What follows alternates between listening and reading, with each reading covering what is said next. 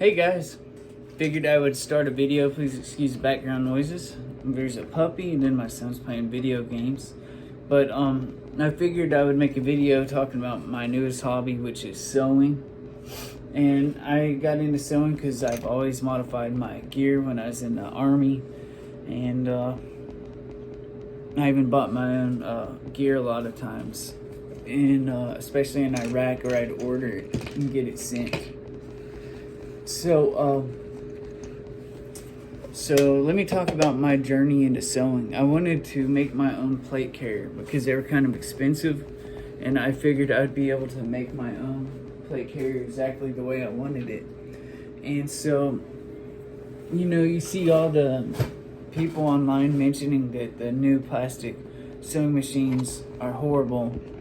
And so I started out on a Singer HD for heavy duty, HD 6066C, I believe, and it almost sounds like 666, I know, but it's a Walmart version of like a computerized Singer heavy duty, and it was a really good machine to learn on. But what irritated me is I tried to sew a 511 tactical nylon belt, and it would just die. It would choke, it'd break needles, bend needles, and go. So you could barely sew through this. It does not look like much, but for domestic machines, this will devour most machines. Anything bigger than this, most machines will start croaking. So I ended up getting on shopgoodwill.com. I ordered 3 Kenmores. One arrived almost in pieces. The hand wheel was shattered and the tension disc was busted from poor shipping and packing. Poor packing is really what it was. And I ordered one just like it, thank God. And then I got this huge, heavy, made in Japan Kenmore 148. Now the Kenmores were the last all-metal gears sewing machines. The cream of the crop on sewing machines, from what I understand, are the Berninas. Of course, Swiss engineering is fantastic. The Kenmores were the last all-metal ones. And it is by Sears. Sears, what is it, Roebuck, I believe? Roebuck? Sears, and they would make them in Taiwan, sometimes Germany actually, in the early days. Well, not super early days, but like in the 40s and 50s, I think, and even some of the 60s maybe. I could be wrong. Were made in Germany, and then once they were made in Taiwan and Japan, they were pretty nice. So anyway, I got the Singer heavy duty and realized what a disaster it was. Then I got the 4452 Singer heavy duty, and this thing is a piece of garbage, seriously. Right now I have 2 of my Kenmores just getting fixed because I've tried. I can kind of fix them. You just follow the gears and spray with like a lot of the old grease in these real old machines will dry up and become like a varnish and jam up machines. And one of them, the tension disc assembly came off, and I didn't want to spend all day cleaning them. They literally, you could take 2 or 3 days of intense cleaning with nice brushes. Some people use WD-40 to break up the old grease. There's a lot nicer things than that, but to each their own. But I did not want to do that, so I spent the $80 for 2 machines and took him to a sewing machine whisperer. So this is why the Singer heavy duty. I'm going to take this over here. So I was sewing through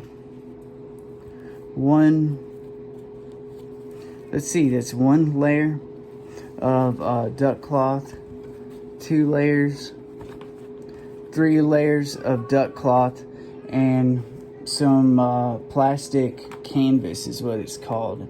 It's almost like this. This is vinyl though, but it's like a supportive interfacing that I use. I'm making a bag because I'm gonna order some Cordura 500 denier Cordura, which is pretty much what most modern plate carriers are made of.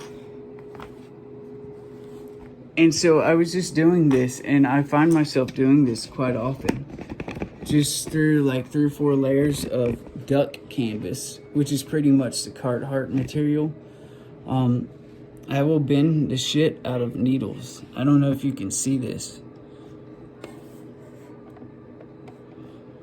but this is pretty much, this machine sews so fast. This is a titanium needle. I was just testing this. I don't think the titanium ballpoint size 16 is really good for this, but even with the size 18 universal or size 16 jeans needles, I just bust needles all the time.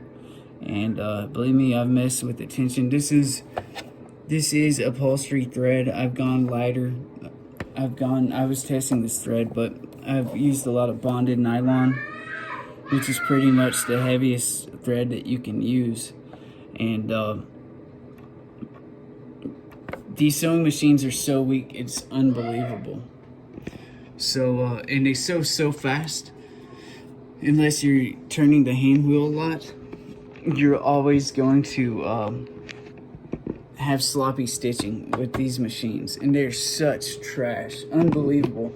There's nothing heavy duty about this. You can barely sew a blue jean seam with this Singer heavy duty.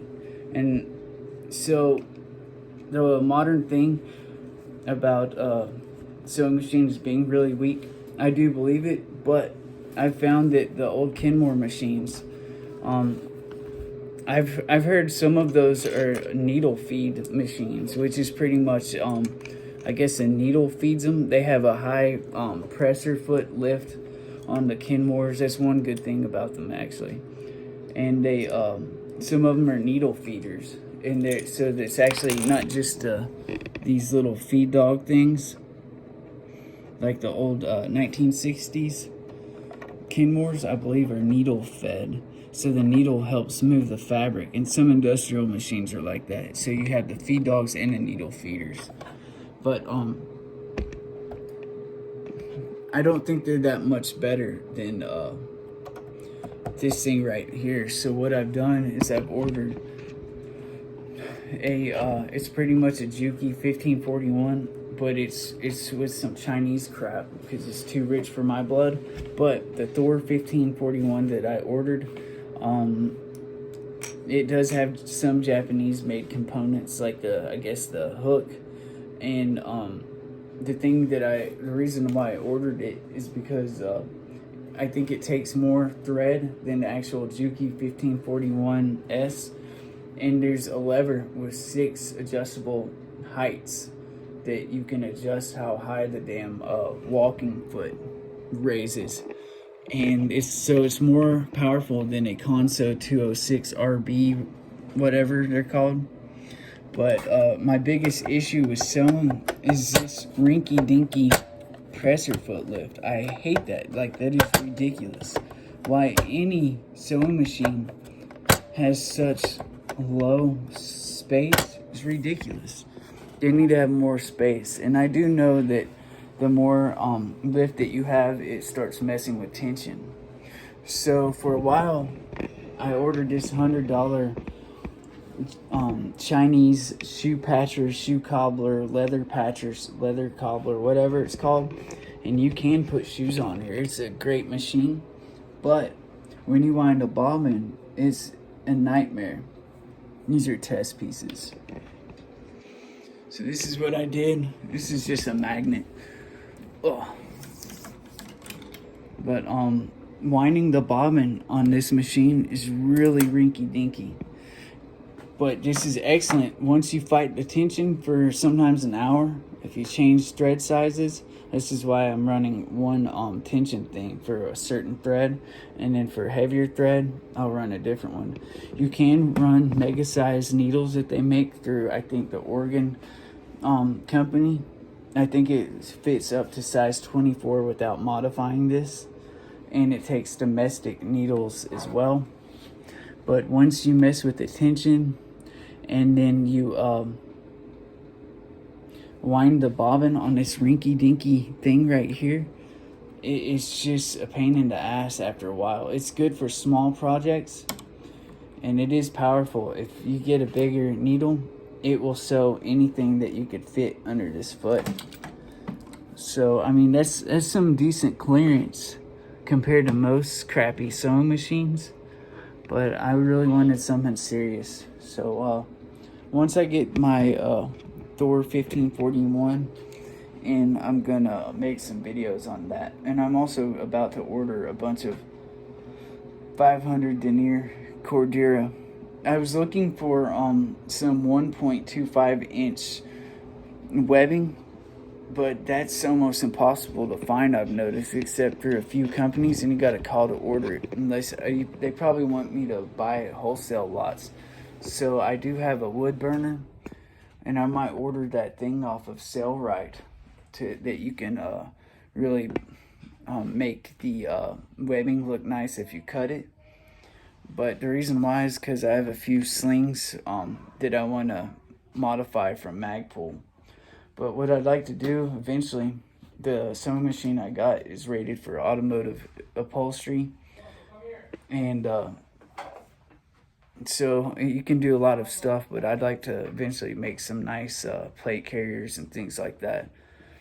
But until then, I'm stuck making purses and bags and fighting with crappy sewing machines until my Kenmores get back. So that's what I've been doing lately. But anyway, there will be more videos to come. My hat's crooked. But thanks for watching, and you guys take care.